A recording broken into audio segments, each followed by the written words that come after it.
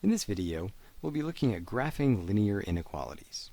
When we're given linear inequalities, the first thing we want to do is solve them for y. So on our top inequality, what we want to do is add 5x to both sides.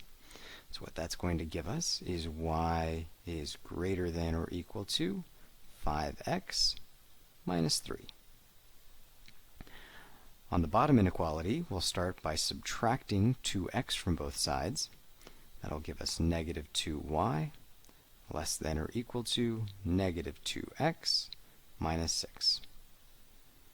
And then we'll divide both sides by negative 2.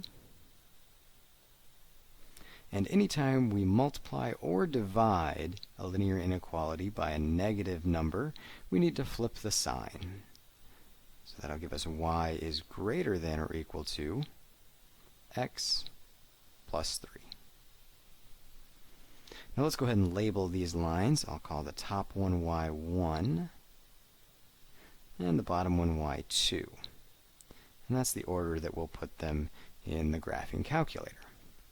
So on the graphing calculator, on the top left, we'll press the y equals button and type 5x minus 3, and then type in x plus 3. And then we'll hit graph, which is up at the top right. Now what we're graphing here are not actually inequalities, we're graphing equations. Your calculator can do shading, which is what makes it an inequality, but if you have more than a couple lines, it just shades the whole screen and it's really difficult to tell where your shaded region is. So what we're going to do is we're going to draw it out and shade it here.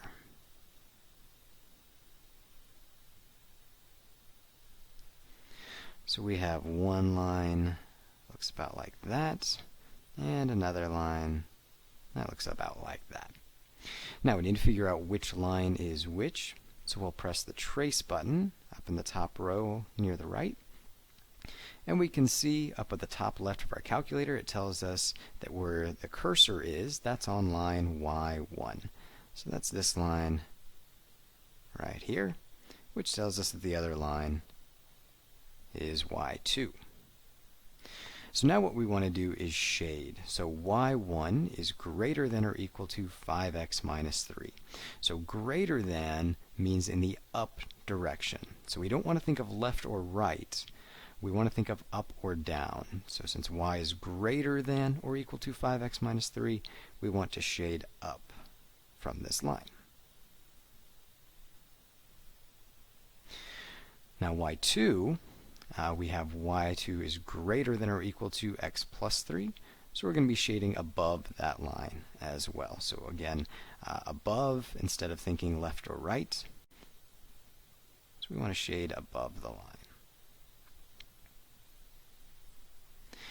And so once we have both of these shaded, we can see that we have an area kind of on the top left side of our graph that is shaded both y1 and y2, and that region we'll call the feasible region.